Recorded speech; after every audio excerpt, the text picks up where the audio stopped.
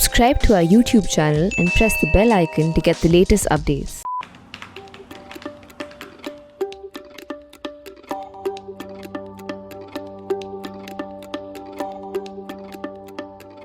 Hathras is weighing on our country's collective conscience. That we all know, and we are all, I'm sure, feeling rotten about it, whichever side anybody might be.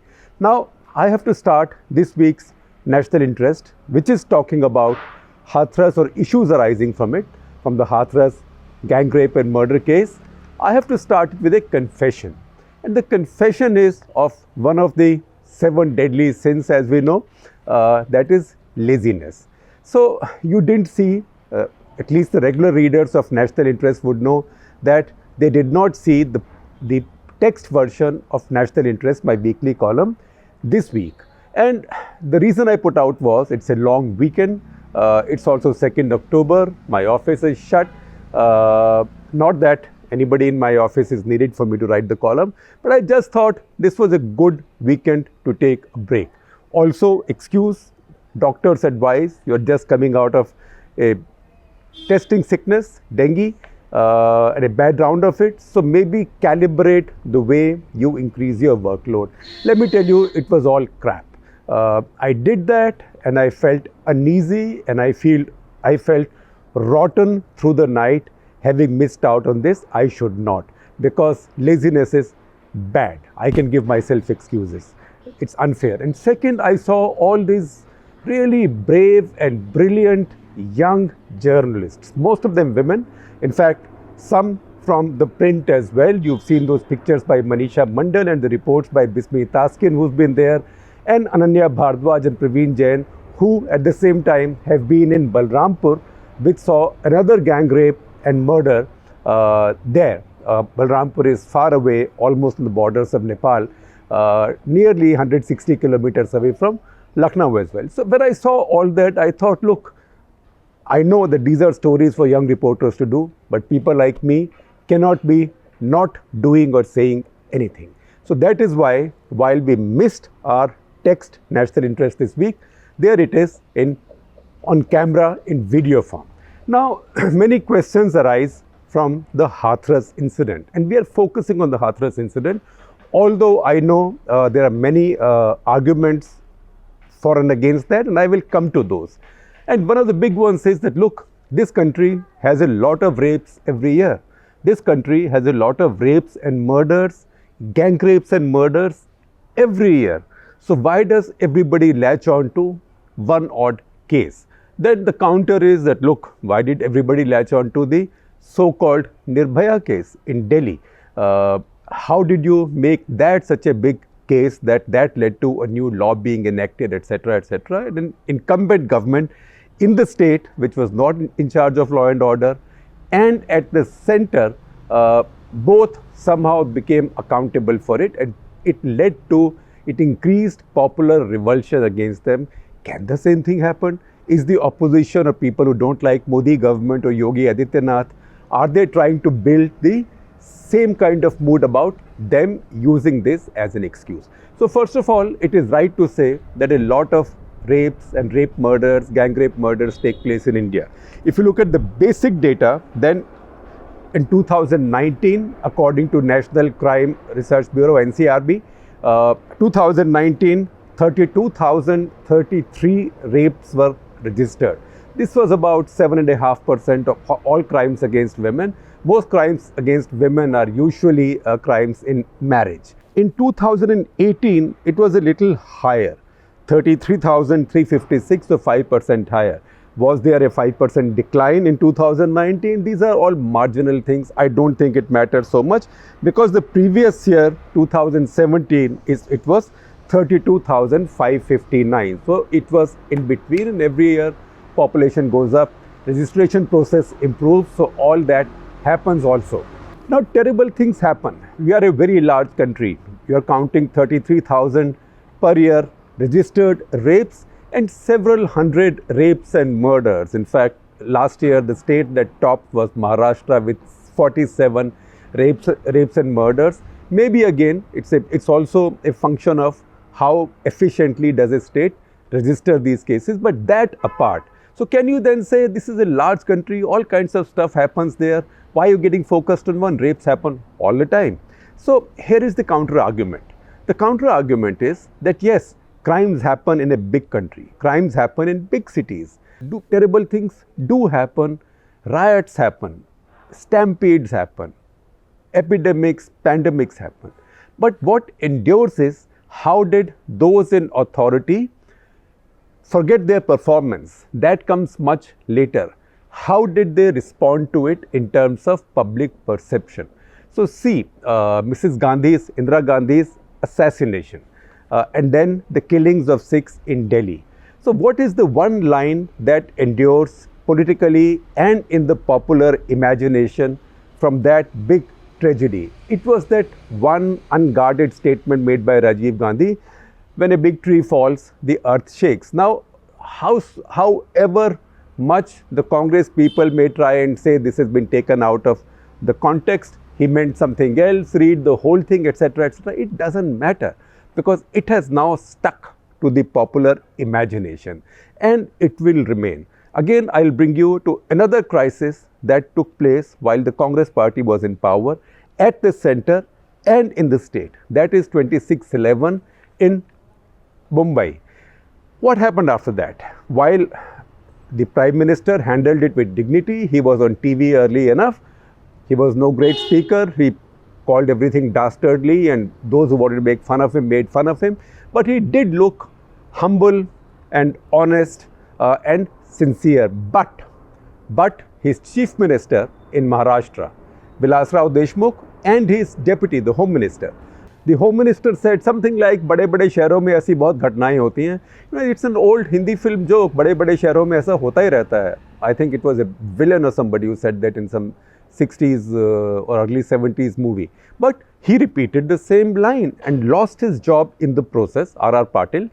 Then the Chief Minister, he actually took some film people to show them around the Taj Hotel as if it was some kind of a tourist opportunity. So those two things stuck, and that is the reason why the Congress, one of the reasons why the Congress lost so much credibility in a state that it had ruled for a long time. Now it may be ruling the state in this funny three-legged arrangement, three unequal legged arrangement, but that is, they didn't win the state. They haven't won the state since then. So that is what happens. These things that people do or say that endure, and sometimes they don't look germane or central to the story, but these then are remembered. And that is something that, say, Narendra Modi knows. That's why after Uri, after Pulwama, he immediately did something, shifted the focus, and then people don't bother how successful the armed forces were.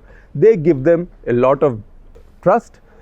They just say, how did my government, my leader react? How did my government, my leader respond? Apply the test to Hathras now. When you apply that test to Hathras, okay, maybe you can say that Yogi Adityanath didn't say anything silly or anything comparable with R.R. Patil or Rajiv Gandhi after the anti-Sikh riots in Delhi. But what did his government do? His government, besides everything else that may have happened, delay in registration of the complaint, mishandling of the case, those are matters of detail. But the one thing his government do, that is a midnight cremation. That is a crime that would endure. And that is something of great political significance. And this will not be forgotten even if you are able to convict these suspects. Hang them in good time, hang them in the main square of Lucknow, hang them in Hazratganj, anywhere. You can do that. But the fact that in the middle of the night, 2:30, you brought in the body of a young woman, Dalit woman, who had been allegedly raped, definitely killed, violently killed somehow, and definitely murdered. And you brought it, and instead of handing the body back to the parents or letting the parents have it at least a look at their child the last time, or giving them the dignity and respect that any citizen should get, you took away that body and cremated it in silence, secretly, in the middle of the night.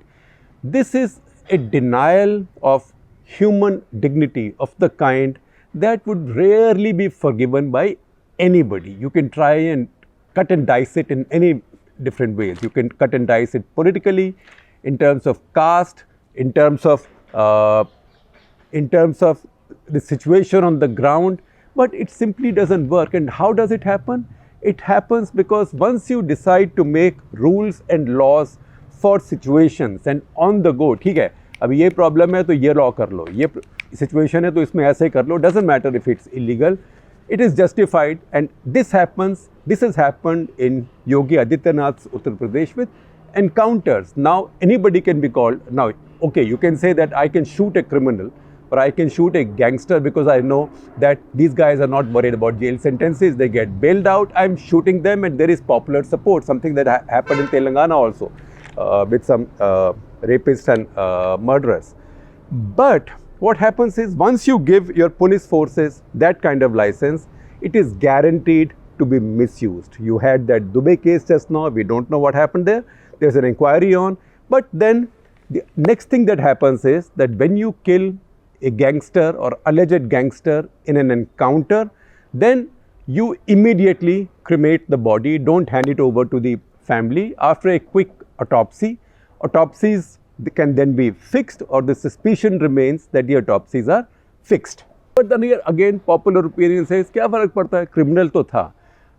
So once you start cremating alleged gangsters who you've killed in encounters in the middle of the night, then you say, another temptation comes in, that a Muslim gangster, alleged Muslim alleged gangster, if I leave his body even after autopsy, this body can be exhumed even 10 years later, 20 years later. Remember, those mummies are taken out from 3,000 years ago, and you can still carry out forensic findings on them in terms of the cause of death. So why leave that? You cremate them also. Doesn't matter Hindu or Muslim. Criminal ka, gangster ka koi dharam nahi hota. Everybody says terrorism has no religion. Then obviously gangsterism has no religion. So cremate them. That takes you one step further in the direction of burying evidence. And when that happens, then you come to the next stage. You cross the Rubicon, and then you say, look, now since I want to avoid trouble for myself, I can do the same thing to the body of a victim. In this case, there was no suggestion, there was no insinuation, nothing that this poor child was to blame for what happened to her. It's not as if people accused of murdering and raping her, they were being caught, or they were killed in an encounter, and they were cremated in silence away from their families, although even that will be illegal, immoral and wrong. In this case, you did this with the victim, a woman, a young woman, a Dalit, a victim of upper caste, an upper caste group of men who are much more powerful. Men are more powerful than women, particularly in rural India. 4:1 in any case is more powerful. Then you have caste. Thakurs are more powerful than Dalits. And then you have the police on your side. So Sanya Bhai Kotwal, ab dar kahe ka. And what does the police do? It doesn't even let the family see the body. So somebody has to ask why. Now a bunch of questions arise from this incident, and I will quickly reel those questions off, not to take too much of a time. I know that all of you have to watch IPL also these days, and I will answer some very quickly. One, why is this not happening in the other states? See, Rajasthan, one more incident happened. You are not making any noise about that. Why are you focusing only on Hathras? Isn't that because you don't like Yogi Adityanath and you don't like BJP? See the way Rajasthan government has responded to this. As I said earlier, India has 33,000 rapes in a year, ballpark, according to official statistics. What is remembered and what is endured and what makes a story is not just any rape. Any rape is a bad story. What makes a story is how the state, the government, people who have the power and people who have the responsibility of protecting citizens, and if they fail to protect, giving them and their families justice. How did they behave? Did the Rajasthan government behave the same way as this government did? Until now, we have no evidence of that. And when that happens, I can tell you, nobody in the media is going to be forgiving to Rajasthan government, because the media ultimately wants a story. Number two, why are you not making similar noise about Balrampur in Uttar Pradesh, where again a young Dalit woman who used to work at an NGO, 22-year-old, she was most likely, allegedly killed, raped and killed by two men. And these two, the insinuation is, because these two have Muslim names, you guys are not making so much noise about it. You're not even mentioning the names. Now, first of all, it's not correct. In fact, Ananya Bhardwaj, our reporter, and Praveen Jain, our stellar senior photographer, they both they were in Lucknow covering the Ayodhya verdict.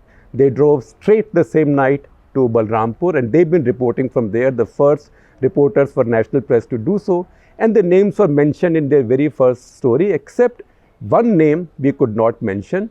One was Shahid. The other name we could not mention because he's a juvenile, he's 16, and the juvenile law does not allow us to mention that suspect's name. So nobody is trying to hide anything. But once again, look at the conduct of the local police, local administration. Is there anything there that compares with Hathras? No. So it becomes one more gang rape and murder, a crime which will be dealt with. A Dalit, in this case attacked by Muslims. So the element that Dalits are the weakest link in the chain of rural life is once again established, because the old thing is that iski koi sunega nahi.